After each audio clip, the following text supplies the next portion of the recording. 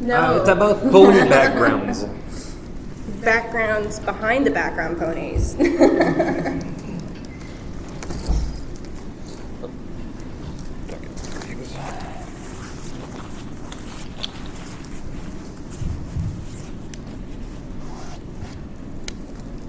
Right, you got everything?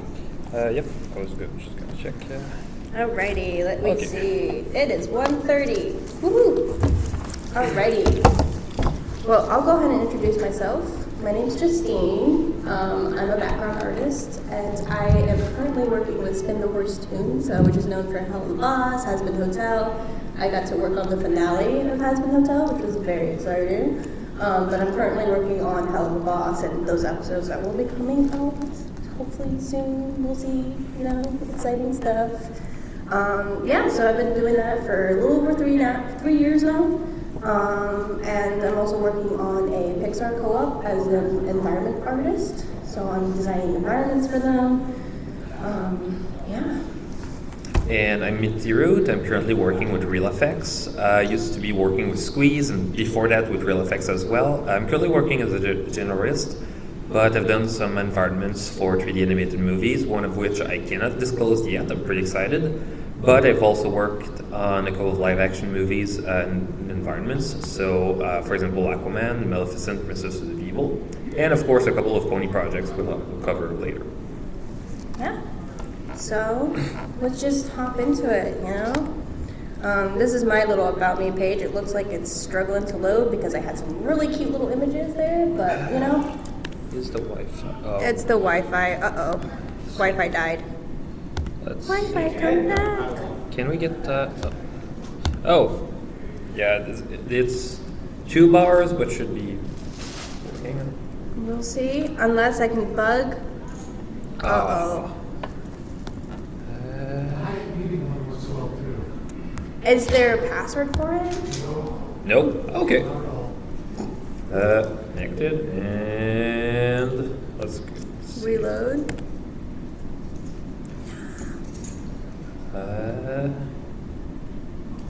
Let's see, can we? No technical difficulties, don't mind us. Can we?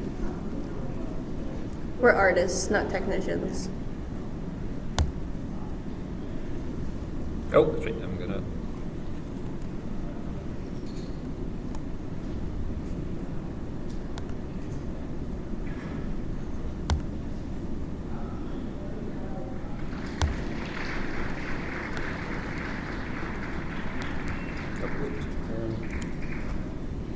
Let's try this side, and F11. There we There go. we go. Yay! And bingo. All right, now we got my pretty images up. Little drawing of myself. You can't tell, my hair is green and brown, but that's underneath all this lovely cosplay I got going on. And that's also my cat. His name is Solomon. He's kind of, my buddy. He's kind of cool.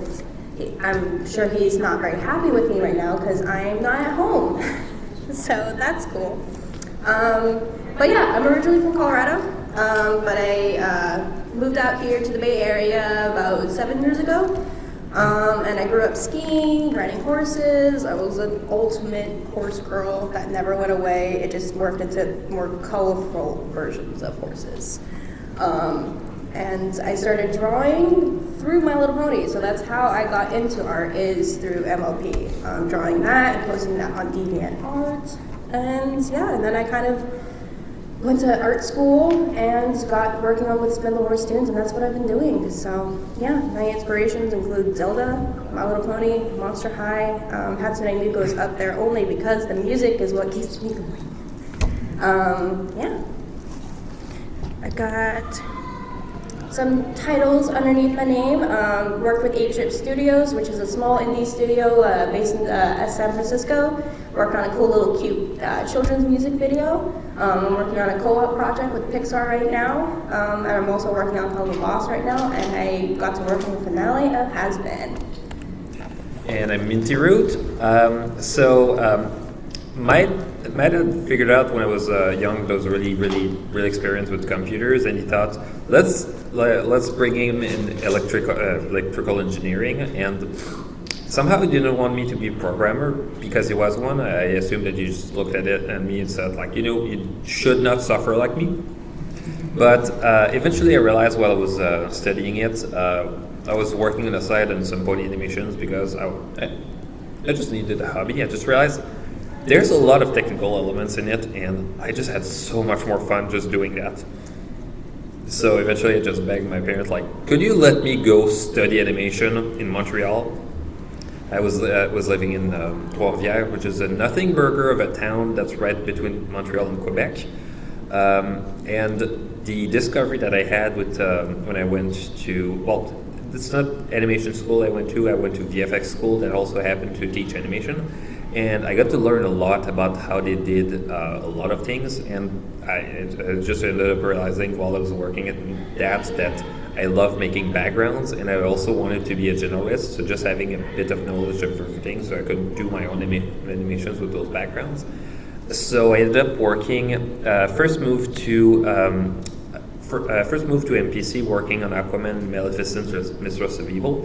What we had to do was to work with live action sets and to try to match them with set extensions. The whole idea is that you have a physical real life location that you have as a reference, so you can get a good idea of the kind of lighting, the kind of texture, the kind of look that everything has to match, and then you follow and you extend it. We had to make a parking lot turn into ancient Atlantis, and somehow we did. I also worked on a couple of pony projects, such as Missing Out, The Fall of Sunset Shimmer, Luna's Determination, and I have a preview for another one that I'll be showing tomorrow. And unfortunately, I also worked on Scuba Day Hunt, so about 8 months of my life are now lost media. That's the truth of animation, is half our stuff does not get shown. So, you might be coming here asking, what is background art? Like, what is that? What does that mean? Does it mean background ponies? Does it mean backgrounds as in environments, which is the case? So, what a background is we take the storyboards and we basically give that life. In the 2D sense, I literally get handed the actual storyboards, and it's like, okay, here's like this little screenshot of the storyboard. I make it to the exact canvas size, and I draw off of that. It's not just me who does this. A lot of other artists also do this. It starts with Viz Dev, which is the beginning process of design. Then they take it to the storyboard. That's where they draw out the scripts. They get the animatic in there, and then I take it to layout. So I take the storyboard, and I take all their funky little scribbles of the background, because they don't focus on the background usually. They like the characters, which, there. So then I take their funky little lines and I turn it to a layout, and then either me or another artist will take it to paint. Typically, those are two separate jobs. So typically in animation, you either have a layout artist or a paint artist. Now in Spindle Wars, I get to do both because I like doing both, and they let me do both, which is very fun. So I get to oftentimes do the layout and then take that same layout and also paint it. And what that kind of looks like is this. So these are two examples of backgrounds I did in the show. This is the layout. I like to add value to it, which just means making it black and white, kind of helps add some depth, looks a little prettier. And it also makes it easier when I do take it to paint, which is just adding the lighting, adding the color, adding the texture, all that good fun stuff. And then eventually the artists, the animators, they'll come in, they'll add the characters on there, and the comp team will add all the extra little things, like for example in this right here, music video, so we got or not music video, but a little sing-along feature, which is quite fun. A challenge can be when you do have characters interacting with the background.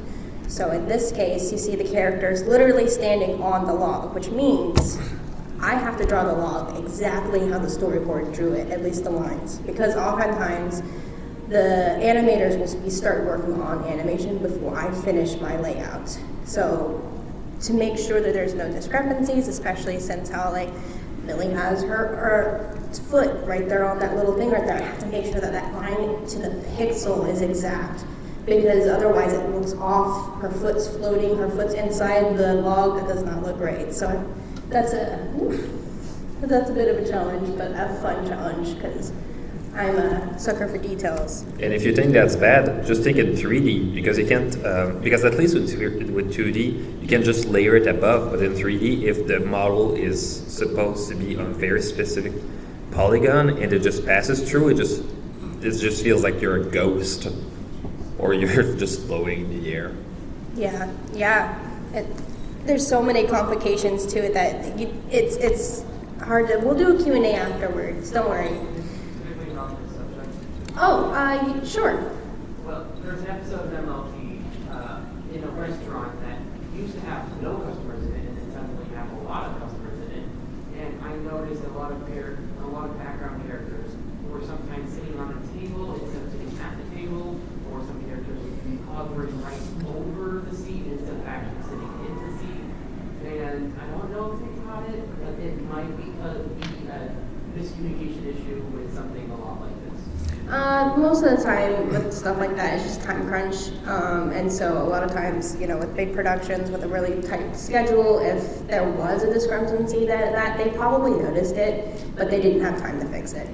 Plus, it's worth noting that sometimes you'll have a background be told, yeah, it's going to be out of focus. So you just make it in a way that when you blur it, it just looks fine. And then you realize that when it meant out of focus, it just meant a very minimal blur and the edges look weird. So, yeah, it's a tricky thing, and then because there are so many moving parts to it, stuff does tend to fall through the cracks occasionally, especially with bigger productions with multiple people working on these teams. I know at least for my team right now, on the background team, there's a good 30 of us right now, and that's a pretty big team, especially for an indie show. So that can be kind of complicated with communication. So it really is on the leads to really pull in and do a lot of communication meetings back and forth with the director, all that stuff. And it's a lot of work, but obviously it pays off.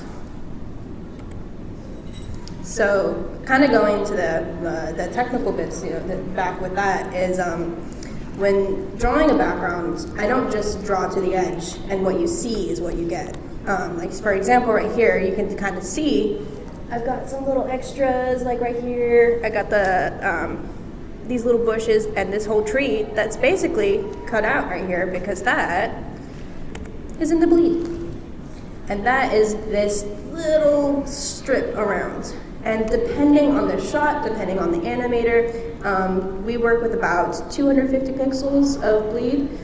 So whatever shot I work on, doesn't matter how big the canvas is, I will always have a little extra strip right there for the camera to either move around if the animators want to adjust it slightly. It just makes it so that if they do want to move stuff, then they're not stuck with this one square, which is really important. So, and then that kind of goes along with another thing that's really important to make sure it's easy for animators is when we have foreground objects overlapping the characters. So we have to separate all the layers. And depending if you have a pan, which sometimes the backgrounds and stuff will also kind of move a little bit, you'll have to draw everything behind there. So in this shot right here, you see, this is just for a personal project I was working on. I have the cups and stuff on the table. And I drew everything behind it because I wanted to move them around. I wanted to be able to adjust them and make sure there weren't any tangents or awkward overlays when I didn't have the character in there. And then making sure all of the layers are named so I don't get confused because I have a horribly bad habit of going with layer 59. I'm where is this little dot? Where is this little dot? So naming it saves a lot of headache, even though it is a pain, but it's worth it. And especially if, for example, I were doing the layout, but I'm not doing the paint. So if I hand over a layout with a bunch of layer names that are layer 59, and then someone gets it and they have to paint it, that's gonna be a huge pain for them to have to go through and try to find every single little thing. So I try to make it as easy on the next person who has to work with it as possible. And then I kind of wanted to go in a little bit on visual development because that's what I went to school for. It's less on specifically backgrounds and more on the pre-background part. So that's all on design. So this encompasses character design, prop design, environment design, background character design, anything that you can think of that needs to be designed, you have to do it. You can't just, I feel like I'm just going to add a little random thing in here that makes it really complicated, because if multiple animators have the same scene but different shots, and then they draw the milkshake one way but the other animator draws it another way, it's discrepancies. Can't have that. So you have to design it beforehand, send those references to the animator so they can keep it consistent. So yeah, that's VizDev, kind of a little brief overview on that. And then kind of going into some other stuff of like consistency, and being able to keep that style consistent throughout. So this is another one of my personal projects that I'm working on, and being able to show, okay, here's the design of this funky little outhouse. Well, what do we do with this funky little outhouse? Well, we put it in an environment.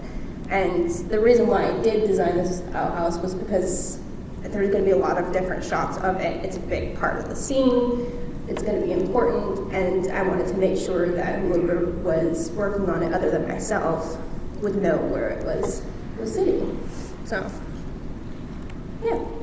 And then another type of view for both VizDev and backgrounds, this kind of goes more on the 3D end for design, is orthographic / shoebox designs. And this is basically all a 3D modeler needs as far as environment goes when it comes to design. They need some other stuff, especially when it comes to like texture and that kind of things too. A lot of times you'll have like little texture callouts, you'll have like photos be like, oh, what is this ball made out of? Well, it's made out of rubber. Well, what does that rubber look like? Well, here's a photo reference, so it's a lot easier for the modeler to take that then. And these are just some orthographic views that I painted. They're for the Pixar Pro project, but it's not NDA, so it's okay. I can show it. And it's worth noting too that when it comes to 3D, sometimes you'll have things that you can't really put in a box. So you're gonna have very, very weirdly complex backgrounds. What you're gonna have is that you'll have some layout artists in 3D who basically make a very, very rough-looking 3D model of a whole set, just to have a good idea of the proportions. To see, for example, if you have characters that are very different proportions, like would he be able to walk through those doors? Would he be able to walk through those steps? Would they fit? And also one of the things you can do now that you have a background that kind of looks like at least the rough idea of that, you can place the cameras for where all the shots will be. So what you can do then, you do pre-visible the shots. And you have a good idea where the camera is going to be looking. So if, for example, if you have absolutely no shot that points to the floor, you can just get away with the texture for everything. But if you have just lots and lots of shots pointing at the floor, and you expect to have some very, very specific, for example, it's a floor that's made out of planes of woods with, for example, they're kind of curled up. You want really to have something that's really, really, and you don't want that usually, but because usually in 3D, they really want to have very flat grounds because it helps a lot the animators. But if you have a very specific case where you have something that you need to add detail, or you have tables, or you want some ornaments that are not just a texture, just knowing that where the camera is going to be looking to actually focus your efforts there, instead of wasting your time just making a massive background detail that will be seen from very far away and blurred. Just having those cameras help a lot. And that's why I really recommend to people to really previs those things ahead, not to waste your time.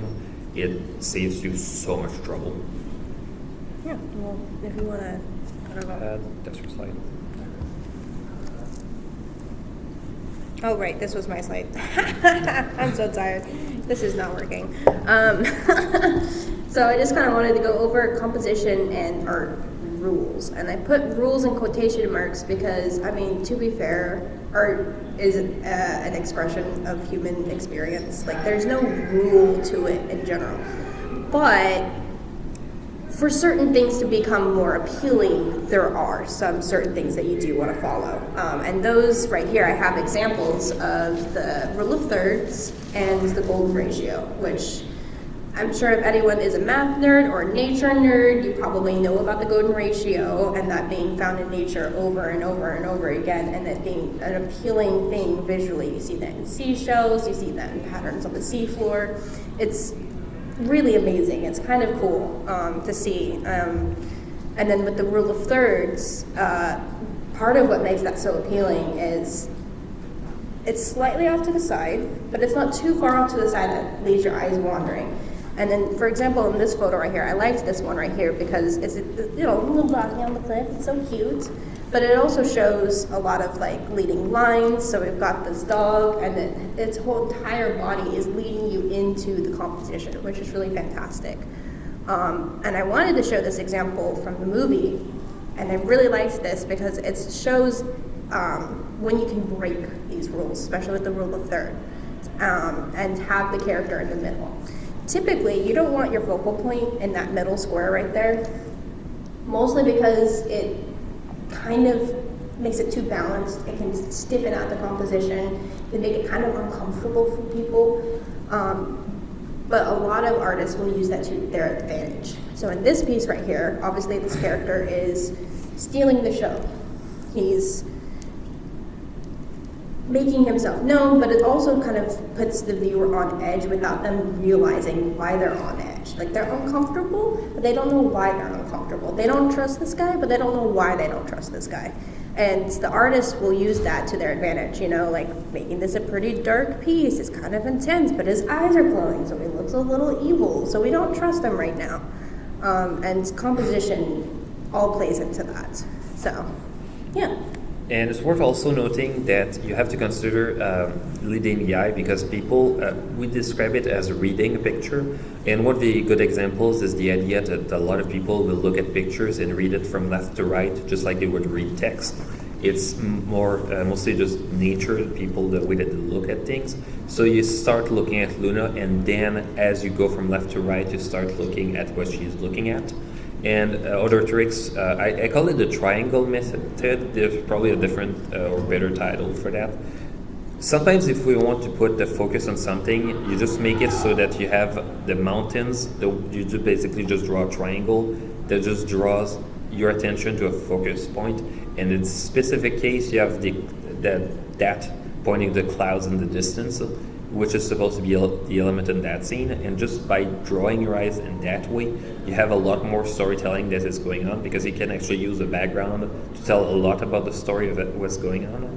And you can also use it in a way where it helps to aid the character animation, because in this shot, Luna's not doing much, but it just implies so much more. You can also use that because you can lead the eyes also by using contrast. So you have an element in the background and the foreground, and you see the contrast.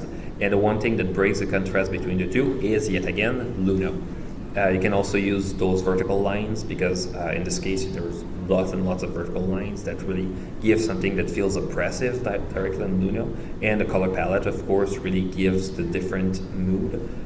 One of the things I really wanted in this animation was lots of blue colors, so anything that would be warm, for example, the bell that's supposed to be gold would just stick out a lot and really helped. You have things, for example, it's a really stupid trick that I've learned, establishing scale. So how big are the houses in the back? You don't really get to have a good feel in this specific case, because it's a preview render that doesn't have any atmospheric perspective, that doesn't really have much in terms of scale.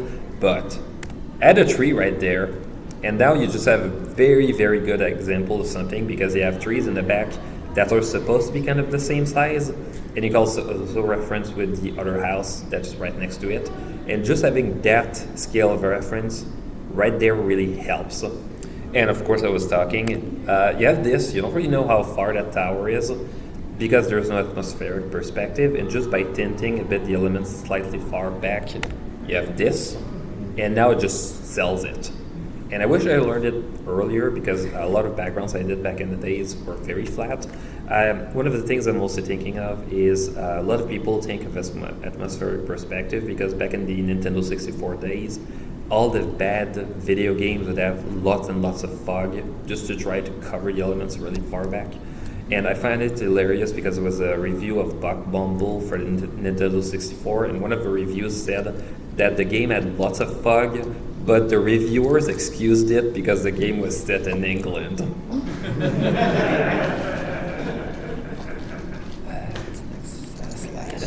I forgot the post. Oh, duplicated assets. So remember when I was talking a bit earlier about the level detail for some of the models? One of the things is that if you have a massive, massive city, there is no way I'm going to be modeling 400 different houses. So, and one of the things with houses, if you look at any suburb, you're going to see a lot of a lot of houses just built with the same model. And it turns out with Ponyville, a lot of it just share the same architecture. So if you have maybe like 10 different models that you just place in different places, and the idea is that some of those houses kind of look different from different angles, so you can just reuse the same model and just spin it. The fact that you can instance them, and what I mean by instancing is the idea that you tell the software that a simple model, basically instead of duplicating every single piece of it, you just tell the system, like, take that model, put it a second time there. It's the very same model with the same texture, but it's at a different place, and it saves so much memory, it saves so much resources in terms of 3D rendering. The movie industry uses that a lot because they might have lots of massive rendering servers just for that, but they still can't afford to just model everything. They can't afford to have everything in RAM. One of the things that they could do, for example, you can have procedural shader, and you just tell it, like, take the ID number of the model that you have and just use that to change a bit some of the values. So for example, the rooftops that I have, it's supposed to be thatched roofs. The whole idea is that I was thinking like, the color would probably be slightly different between houses because of lots of parameters. So how old the house is, or just the difference in what they had in terms of grass for that. Just changing a bit that color really makes it feel different, and you can also do that with the stucco, with the wood that's also in there. Just changing a bit those colors make everything just pop a bit more. So you just spread all of it around the background, and then you have some slightly different ones that just stand out. For example, you have the town hall. You have in one corner you have like four separate houses that are supposed to be like little, I wouldn't say offices, basically just little stores. I made one for the quilts and sofas. There's a school, there's the hospital. Those ones had to be to have a bit more polish because they were unique locations. But just adding them across everything else just made everything feel a bit more diverse. You felt less that those models were reused all over the place, and it helped a lot to just be able to sell Ponyville and to make it actually feel big. Because if you only had just one duplicated house all over the place, it would feel fake. And you can feel it a lot whenever you look at old 3D renders back in the days where they didn't have the best resources and not the best knowledge, and everything just felt fake. So just having that really helps. And as she was saying earlier about making backgrounds in different, slightly bigger, sometimes you'll have to make matte paintings that are super wide. And all of it just comes down to, for example, a shot where you're tracking from one side to the other. And I say matte painting because sometimes you'll have to do, instead of having full 3D background, you might have to do a 2D one. But, and sometimes you'll just make it in from a distance and add some 3D elements in front. And just, since they're it's very far away, the perspective will be minimal. And then they have some elements in the front to break the illusion that's I say break the illusion, basically make the illusion happen. And it helps quite a lot. So yeah.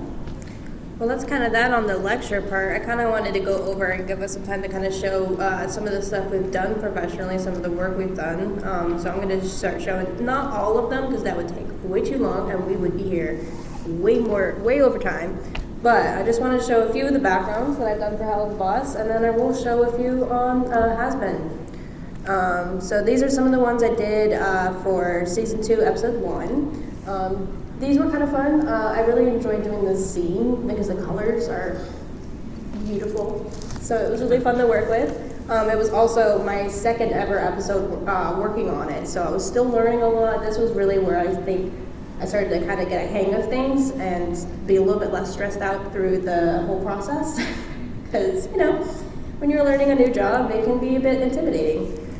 So for this one, this shot right here was kind of disappointing because not that I don't like that background, I love that background, but you only see very, very smart parts of it because Stolas and Blitz are standing by the library there or whatever, and then it pans over to the seat. So a good chunk of that isn't even in frame. So that's what I said about the bleed. That also includes for pants. So if a shot is up here and it pans down here, everything around that isn't going to be shown. But I also, from the artist standpoint, I don't want to just have like a blank space there because that does not look good in my portfolio. That looks silly. So I'm going to draw that full thing. And it also gives the animators more leeway, more wiggle room if they did want to use that for like a zoom out or something like that. And then I censored this one because this is not a After Dark panel, but this I got to draw this statue from this episode, and it was a lot of fun. I was very surprised when I got handed it. I was at first really excited, and then I was really confused, and then I was like, oh no. But then I got excited again.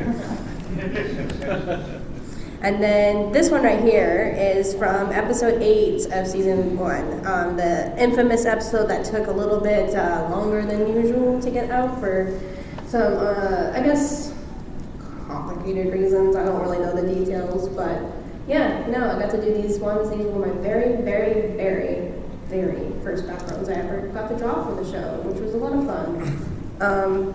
And you can kind of see the progression of complex backgrounds. Where I first started off, they started giving me a little bit, not too crazy complicated. I was still learning, I was still getting a feel of things. And now that I've been on it for a long time, they're giving me a lot more complicated, like complex shots, letting me design stuff, which is very exciting. I love doing that. So in this episode, I got to do a lot on this episode. I did so much, and it was so much fun because I love drawing trees. Trees and any organic shapes is where I thrive. So this whole episode was so much fun for me to work on.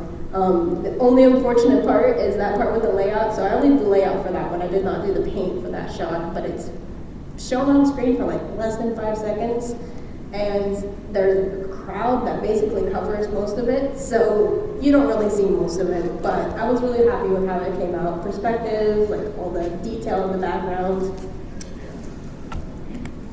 And then I got to paint these. This is an example of one that I did not do the layout, but I did do the paint, which I was okay with because the colors for this episode were so much fun to work with, especially in this office. And then here, another one I did the paint for. This is for the most recent episode.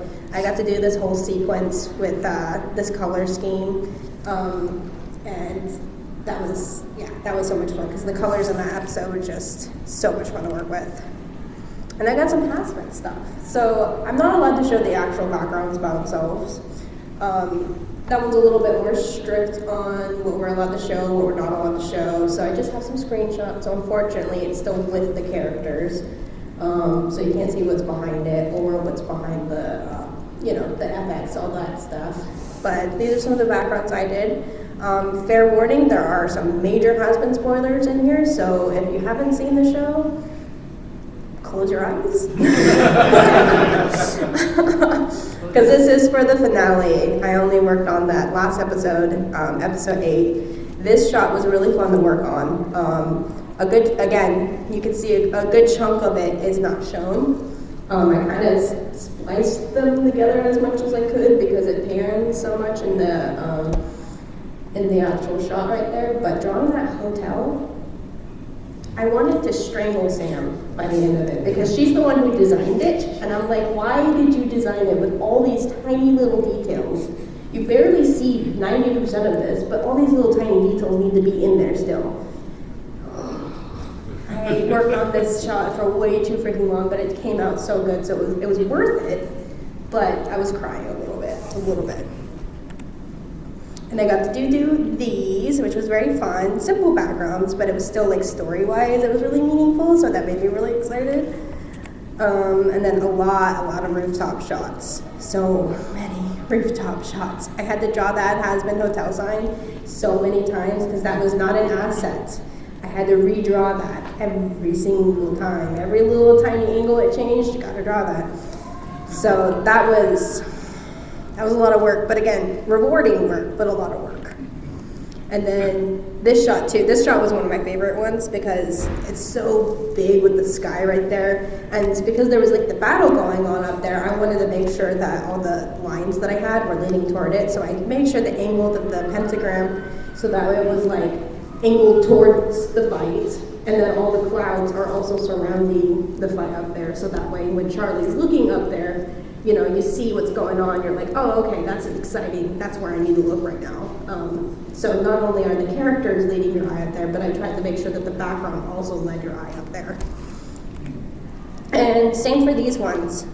These shots right here, I was really excited that I got to do with the eyes, make sure that they were looking at this, so that way, like, you know, everyone's looking towards what's on the ground right there, and then these surrounding foreground elements, I wanted to add those because I wanted to make sure that it also brought you into the shot, you know, kind of brought some like depth to it. All of these little lines, those little like debris things sticking up right there, those are intentional. I specifically put them there so that way they would lead your eye to the banner that is on the ground right there. So, yeah, everything that you see is intentional. It's usually not an accident. And then I also got to do these ones. These are very simple, but I was very excited I got to do them because the color palette was so much fun to work with. Just makes my brain go happy. So yeah, I begged my boss. I was like, please let me work on the heaven shot if you have any left. And she's like, well, I don't think we have any left. You know, in the last one, there's not a ton of shots of the heaven area. But then she was like, actually, we have these last two that need to be painted really fast. And I was like, yes, thank you. So it was fun. So I didn't order mine in chronological order, so I'm going to start. So Missing Out was quite interesting in terms of background making because a lot of it came down to me trying to do a lot of backgrounds very quickly in 3D. So for example, if you look at the one at the bottom left, it's literally just the shot of Nightmare Moon's defeat. It only looks good from that angle and that's it.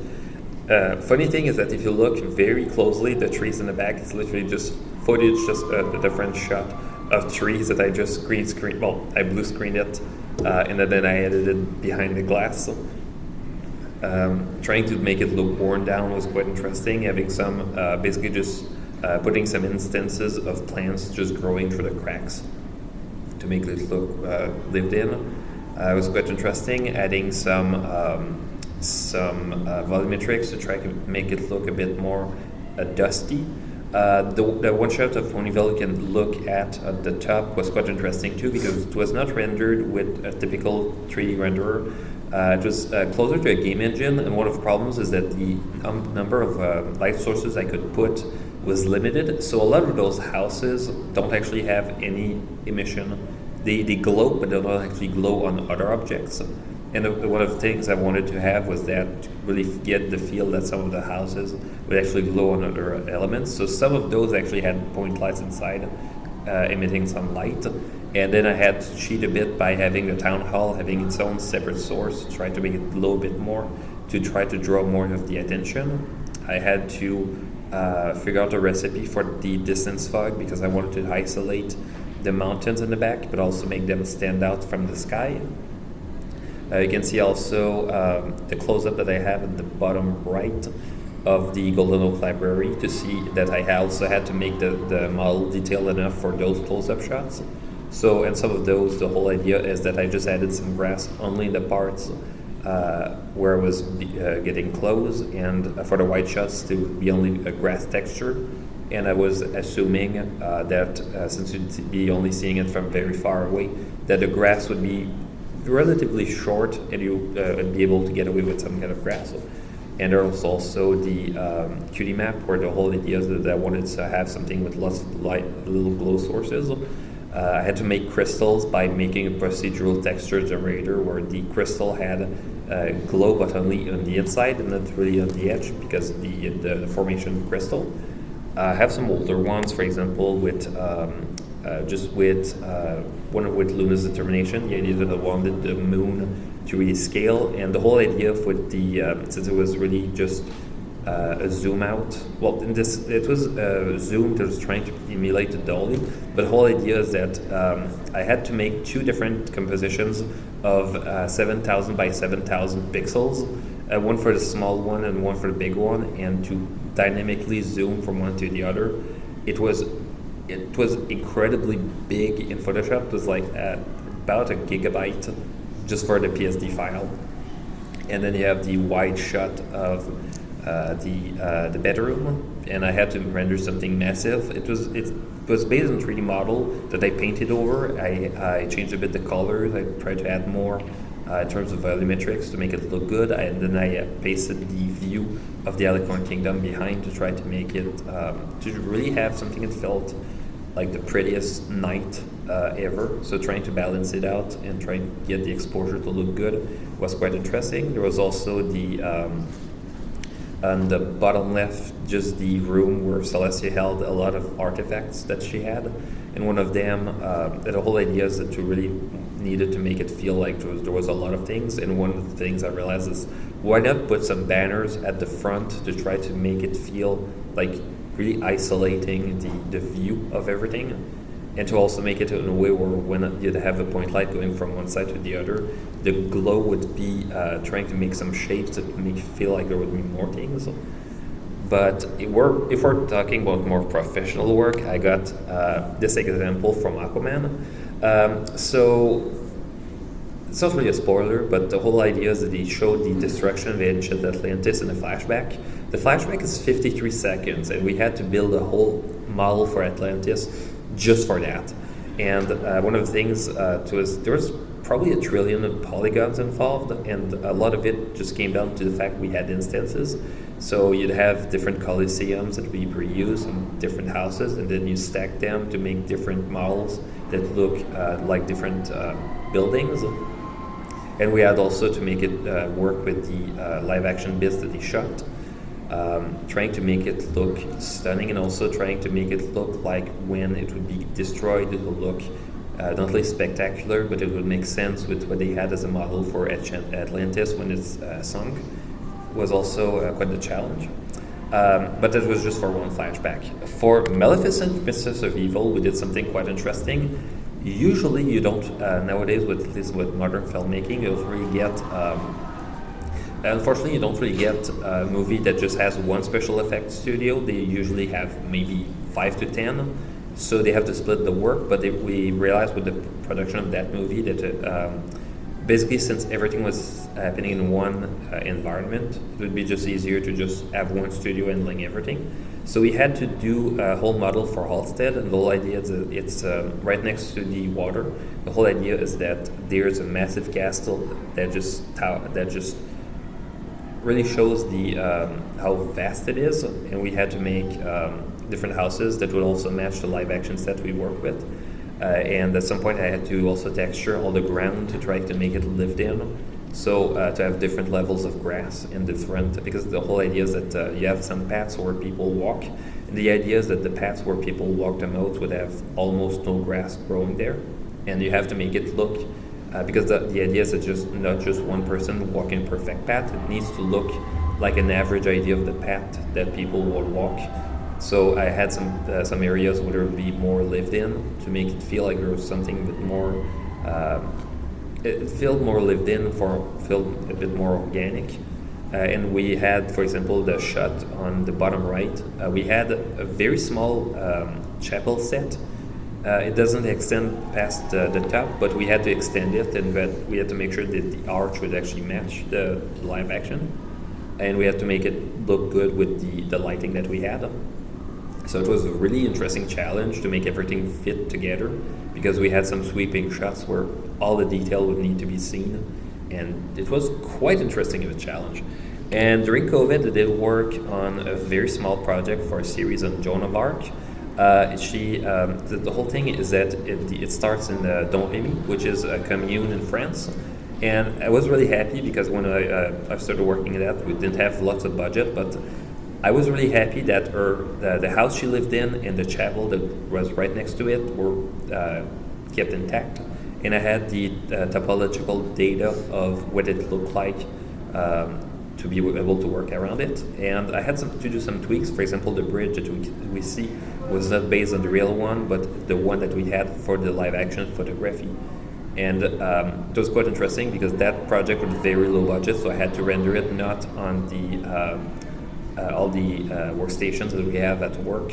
It was just me rendering it on my home computer, and I was really, really glad that we have now modern tools to do all of that with just off-the-shelf parts you can buy at the computer store.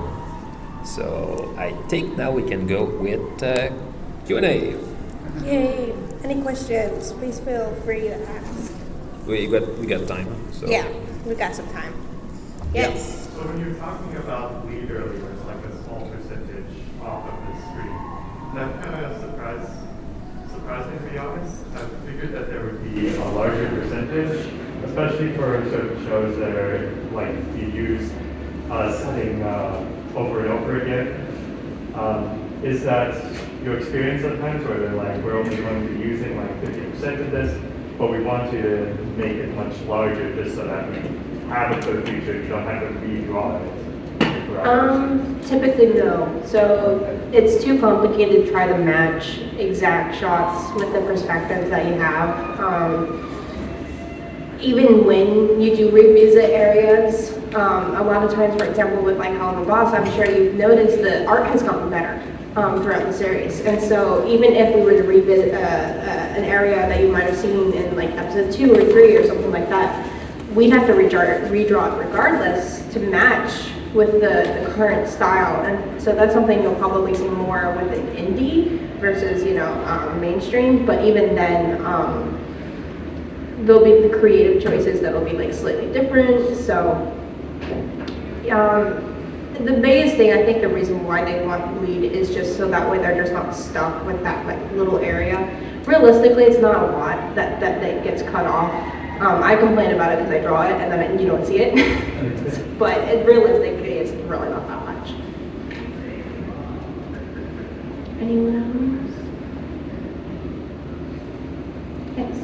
As you build your portfolio and hone your skills, do you have like a big dream project that you just want to do that you don't feel ready for it yet? Ooh. Honestly, for me, I don't know about you, but for me right now, I would love to work, I don't know, like I love my job, what I do right now. I guess where I feel like I'm like, oh, I don't feel like I'm good enough is more like for feature animation, and like bigger, like, stuff that's gonna be in the theaters and that kind of stuff where I'm like, oh, I don't really know if and then that's of course the artist in me being my own worst critic, but being like, oh, I don't know if I'm good enough, I need to improve myself. I need to improve certain aspects of my portfolio. Or if I wanted to apply to, I feel like there's like, oh, it is making, okay, it's making noises, sorry.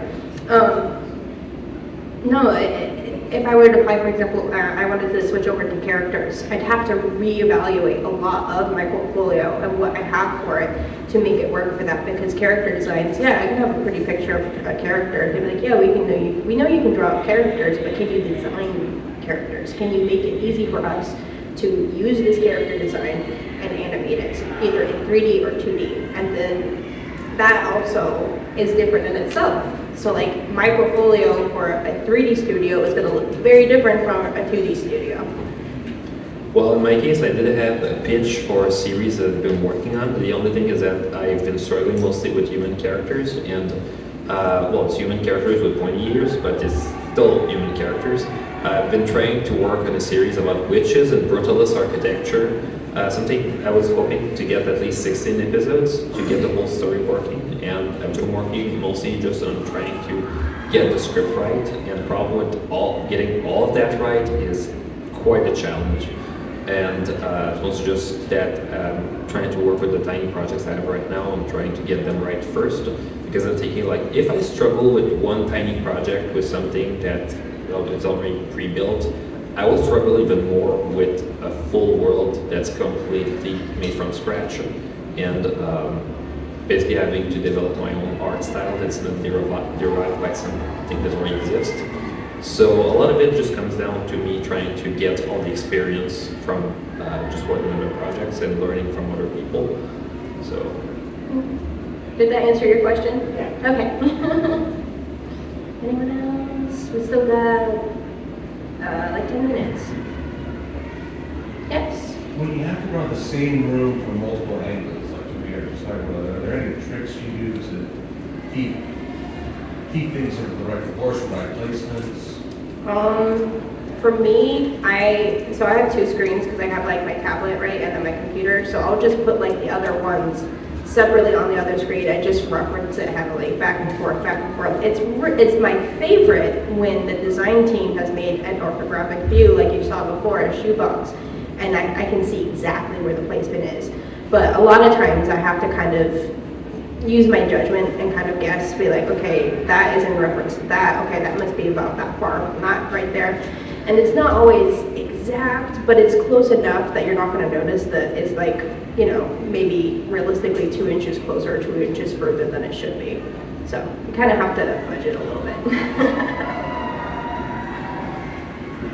In my case, well, I'm doing it in 3D, so Yeah. Just scoot the camera around. Yeah, any more questions before we head out? Does anyone? Oh, yes. Same room, 3 different periods during the day. Do you recolor everything? Do you just use a recolor filter? How do you change the mood to reflect the time of day? So typically you use color theory. And rather than using the same exact color and just using a filter over it, which won't look right. It will look like there's a filter over it. So what you have to do is understand light and how that affects local color. With local color, what that means is just like what you see, that's the actual color of the object. No matter what, everything that humans see, you know, what we see with our eyes, that's not the actual color of it, because light has a certain color to it. It's reflecting off it. It's going to change it. And the overhead light right here is changing how all the shadows and stuff look. If the light was purple, that would change how all of these colors would look. And you have to be able to have an understanding of how that might affect their color right there. So like, for example, yellow over something a little bit blue is going to be a little bit green, because yellow and blue equals green, stuff like that. And it's also worth noting, if you look at My Little Pony, whenever they have night shots, they actually have a completely different palette for those scenes. And one of the good examples of why they do that is when they don't. If you look, for example, in Amending Fences, there's a shot for the sequence where you have Twilight having, there's a glowing light that just shows a bit how Moon Dancer felt when Twilight didn't show up for her birthday.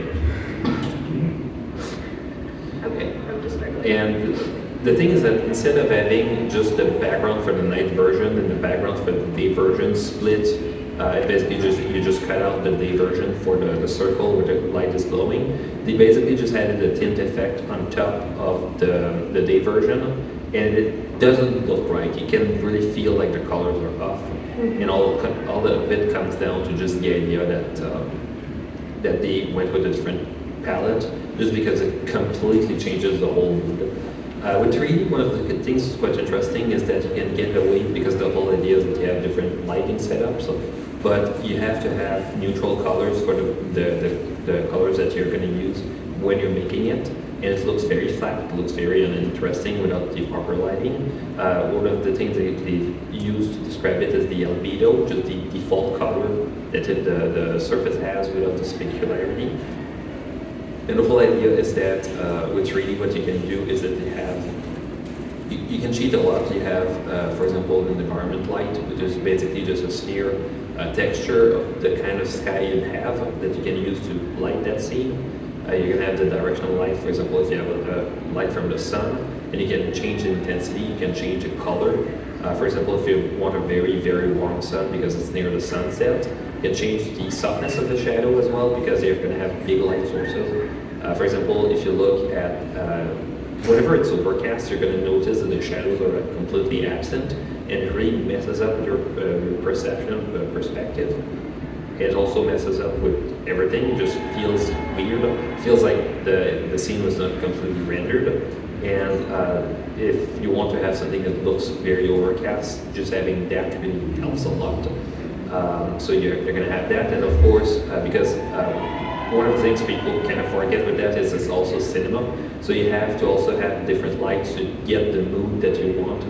For example, if you have a character who's talking, you might have another light source that's there just to get the face a bit more pretty, because you want something that's a bit more generous in terms of lighting. They're going to do that with live action a lot. Sometimes they're going to have just a white cardboard right next to the actor just to get a better bounce lighting to better highlight the face. But you're probably also going to want that if you want to highlight some details of the environment. So you're going to also notice that you're going to have, for example, a lamp that has its own glow source, but you're going to add another point light to just try to change the way that lamp is going to affect the background, because it just has a different vibe. And a lot of it just comes down to cheating. We cheat a lot. That's why the lighting department in studios have a lot of control, to the point like you're the ones rendering everything. Yeah. We have more time. We have 4 minutes. 4 minutes. Anybody got a 4-minute question? Yes. Do you use the procedural generation a lot for textures, geometry itself? So what's the mixture? The whole idea with procedural generation, for example, if you look at the graphs that I have in Missing Out, the whole idea, technically it's not procedural, it's more like a recipe. The idea is that you have a very, very small pattern that repeats a lot. The problem is that if you look at old video games that did it, the whole idea is that you really feel the pattern. Like past a certain distance, it feels like you see blocks. So the whole idea is that you break that pattern, you have a very, very big but lower res pattern that you add on top of it. And just by doing that, you really break that formula. And of course, you're going to have some procedural shaders. The idea, for example, you can derive it from things, for example, the angle, and by angle, what I mean is that you can have a model and you basically just have a texture of snow that only appears on the top of it, and then you tell like what kind of angle to step at. With that, just having that really helps if you want to have a snow scene, because you're going to have some models and they're going to be scattered with different angles, and you want the snow to always be at the same angle. It really helps to sell the mood. You're going to have plenty of tiny things. For example, you can add noise to detail, to just add some details, for example, roughness, because the roughness is not uniform on everything, and sometimes you can have some brick shaders, or if, for example, you have a massive wall that has lots and lots and lots of bricks, and you just want to procedurally generate it instead of having one massive 8K texture that will kill you around. So just having that to make it procedural just saves you so much time. It's kind of a shame because lots of VFX studios, they can't really afford to add that to their pipeline, because the pipeline that they have is massive, so they'll just bake those procedural textures. But they do have tools. They do have tools, for example, with their texturing software to actually bake those.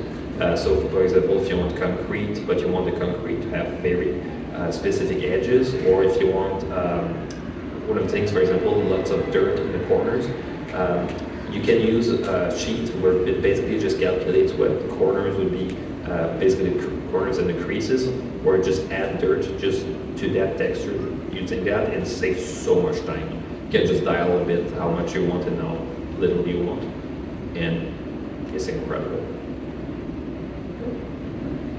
So I think that's it. I mean, we technically have 2 minutes left, so if anyone had a quick question, we can answer that. But otherwise, enjoy your con. Thank you so much for coming. Want to see more of us? We're doing another panel today. 4:30. And we're going to be talking about 2D versus 3D. And that's always a fun discussion. And if you want to see me, I have a table in the vending hall. So, And on Sunday, there's also another animation panel. It's going to be in the main hall, so we're going to have the big display to show everything. So we're pretty excited. Yeah,